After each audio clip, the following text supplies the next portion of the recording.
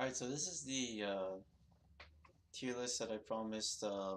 So this is strictly for Storm League. This isn't for competitive, but in the S plus tier we have Ana, Lucio, Diablo, and Garrosh. So the S plus tier are characters that basically should be first picked every single game if you want to have the highest chance of winning.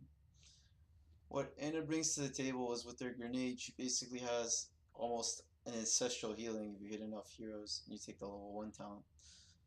So she's extremely strong in the meta. And we have Lucio, who's just has very good scaling with his talents. And now that Reverse Amp is on the 7th tier, he's also a half damage dealer as well. Diablo and Garrosh have been in the meta for a while. So the bold heroes that are highlighted, Lucio, Sonya, Greymane, Chromie, Orphea, Zarya, and Tyrael, the characters that are bolded have the potential to all be S plus tier, depending on player skill. Sonya's a character that if you have enough skill on her, she can easily dominate a game. Same with Greymane.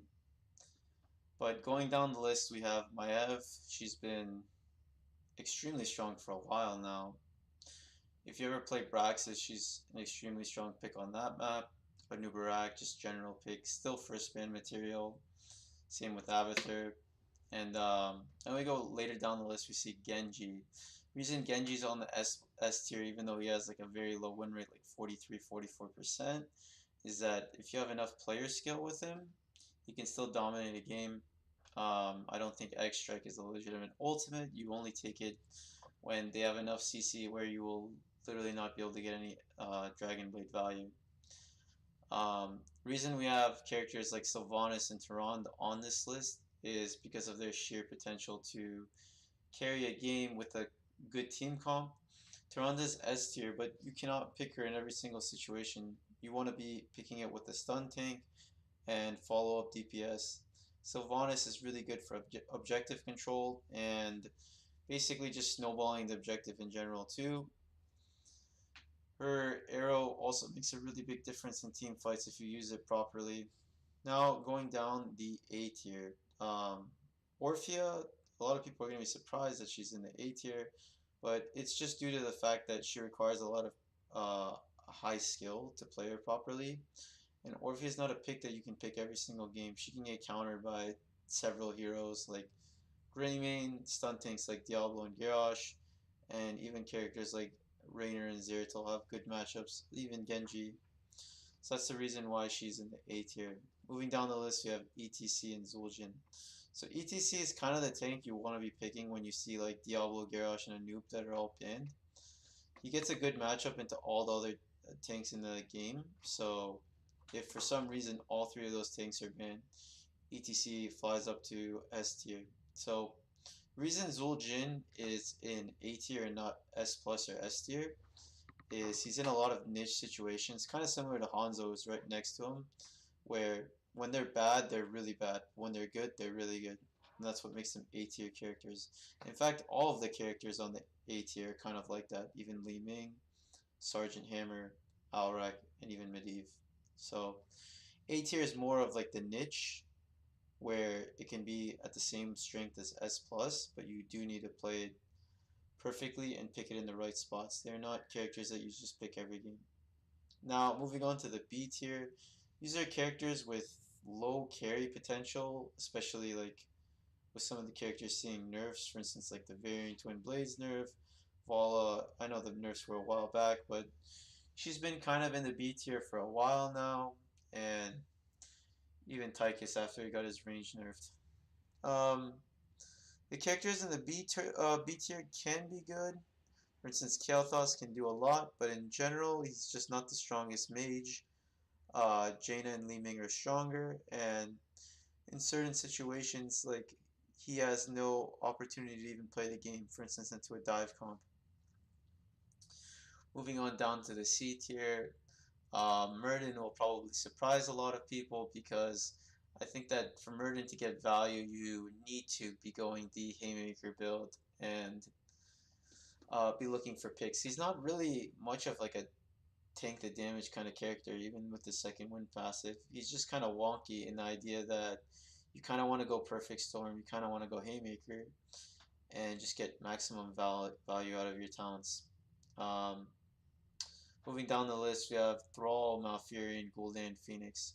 So the reason why Thrall is C tier is a lot of the characters in S tier and A tier do well against him. For instance, like Sonya absolutely dominates the matchup. Greymane with this scaling at level 16 can dominate a Thrall. Even some of the characters like Raynor and Sylvanas can do fairly well into the matchup. Thrall is mostly used for his impact with his ultimates, so if you know you're going to be getting insane value out of Earthquake and Sunder, he can move up from C tier to maybe B to A tier, but overall he's not the best hero. So Gul'dan's also kind of niche, that's why he falls under the C tier list. You kind of want to be playing him a lot on Brax's Holedown and Tomb of the Spider Queen. His Q build is actually pretty strong. I see like a lot of people are still going the E build, but in certain matchups when they cannot poke you back on maps like Braxis and Tomb where you're going to be constantly fighting and rotating, you just get unlimited Qs off and they can't fight you back. So moving down the list, we have Tyrael, who's bolded. Tyrael is actually an extremely strong tank. The only problem he has is he suffers from like the same reason that Thrall's in the C tier, where a lot of his matchups are just not that great. But Tyrael scales extremely well if you go the right talents. The new build with Law of Order and Burning Halo has really good value. And even his E Smite build that a lot of players on EU are taking is really good. But I only recommend that build on Shrines because you get so much more value on that map. And then moving down the list, we have Kerrigan, Illidan, Junkrat, Tracer, and Whitemane. So these characters can't be picked in many situations, and they have tons of counters in the S and A tier, and even the S plus tier. So that's the reason for them being in the C tier. Now, in the D tier, we have all other heroes. The reason why a character might not be included in this tier list from S to C isn't necessarily because they're bad. This game's like really balanced, so you can practically get the Grandmaster playing anything. But let's just put hypotheticals here. Let's say your team just does not have good players. Their macro's bad. Their play in general is bad, and you need to be able to carry a game. It's just much harder on any of the characters that are in this tier list. For instance, like if you get one of the S plus characters on your team and they don't get any of them, your chances of winning, in my opinion, go up 5%. The reason for that is they're both sustain healers, right? So if you get a sustain healer, for instance, into Uther, like Uther's in the B tier, right?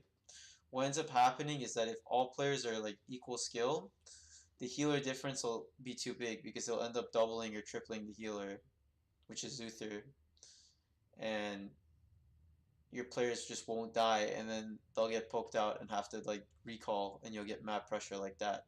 Diablo and Garrosh are on the S plus tier because of their sheer ability to engage and control team fights. The reason Anubarak is an S plus tier is because the nerfs were kind of bad to him, and Garrosh has a really good matchup into him. Diablo has an okay matchup. Even ETC has a decent matchup into Anubarak, and if played properly, they can all do fairly well. So that's the tier list. I'll probably be coming out with a competitive tier list too within the next few days. Thank you all for watching, and I'll see you later.